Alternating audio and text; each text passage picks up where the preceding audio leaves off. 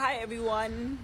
So, the Human Rights Commission has taken me to court in my personal capacity, taken our lawyer to court, taken March and March to court, and some of our members, as well as Operation Dudula.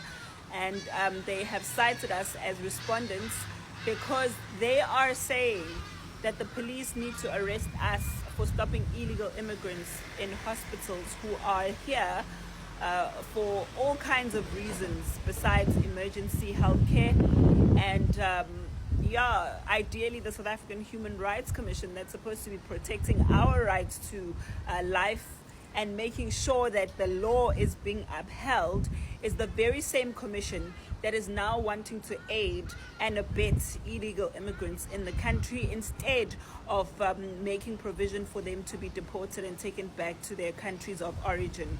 So we're calling on all of you South Africans who are available on Tuesday to please join us at the Durban High Court. That's where we're going to be appearing.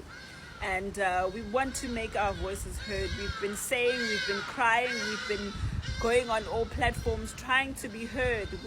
The country can no longer take care of all these illegal immigrants. None of our resources are capable or are even budgeted for so many people who are not South African citizens.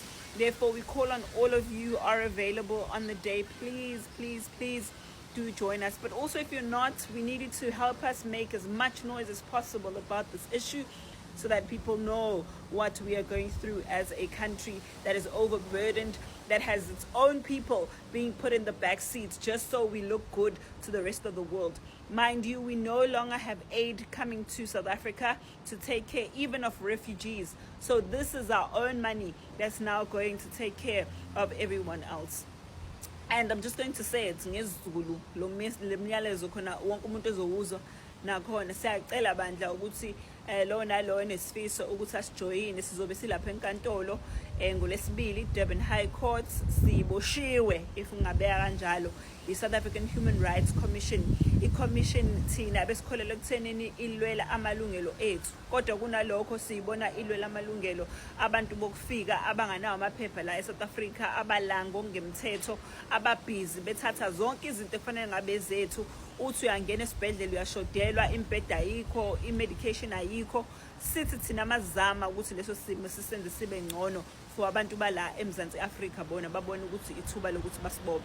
Siyacela ukuthi mangabe ukhona usijoyine eDurban High Court ngolesibili siyozwa ukuthi siboshelani kahle kahle. Kodwa ke futhi nawe mhlambe mangabe umuntu ongekho eduze kodwa uyafisa ukusisiza nje, ungasiqhubezela lo myalezo ukuze ufinyelele near and far. Ukuthi siyacela bandla abantu base South Africa singabela abantu njalo ehlele kuthiwa hey nina you are always on your phones complaining, kodwa mase kuyisikhathi sokuthi niveze ukucaswa kwenu nokungajabuli kwenu asitholakali. So ngiyanicela ngobuningi benu ma South African, please sondelani sihambe siyoyilwa lempi, ngoba yimpi ebhekane nathi ngqo, ebhekane nekusasa lezingane zethu, ebhekane nekusasa lalelizwe. Njengoba sibona nje ukuthi uma itanyasela i-crime iphezulu, ama-illegal immigrants agcwele, abantu esingabazi, iy'tolo, imisebenzi, ibhedlela, iy'kole, kugcwele bona. And thina asinakiwe mangabe sikhala ngalolu daba, kunalokho kuvele kulokhu kuthiwa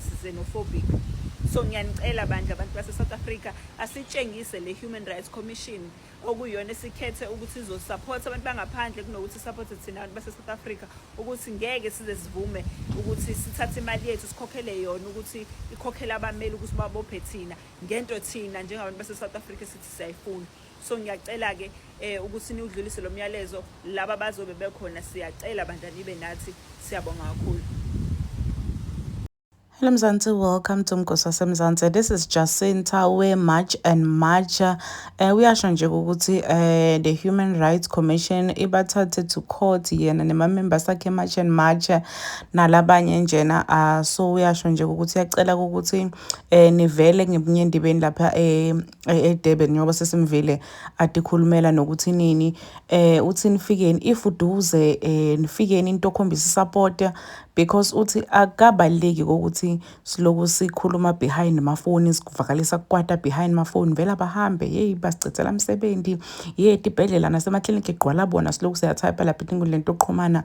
But when it's time ukuthi sivele babone ukuthi naba abantu phela bakhona, there are people behind the tweets, behind the comments, behind the frustrations lesiwabona lapha enkundleni yokuxhumana. Uthi fikani lapha niyokhombisa support. If ubona ukuthi usekutheni asikhombiseni support ngokuthi sihambise lo mlayedo lona ubonwe abantu abaningi, abantu badi ngokuthi what is really happening. Uthi balwa njena balwela isasa lebantwana bethu, balwela ifuture yabantwana bethu, because liyoba livele linjani in 10 years to come South Africa, in 20 years to come if ma-foreigner kungmanje 2025 agcwele ngale ndlela. Uthi tibhedlela letiningi akunama-service, tinto takhona nje tiyindida nje, titulo tigcwele temandiya tema-foreigner kugcwele nje yonke indzawo. So uyasho ukuthi asikhombiseni support ngokuthi sihambise lo mlayedo. Please do comment what you think below down on the comment section. I'll see you on the next time. I'm signing out. Goodbye.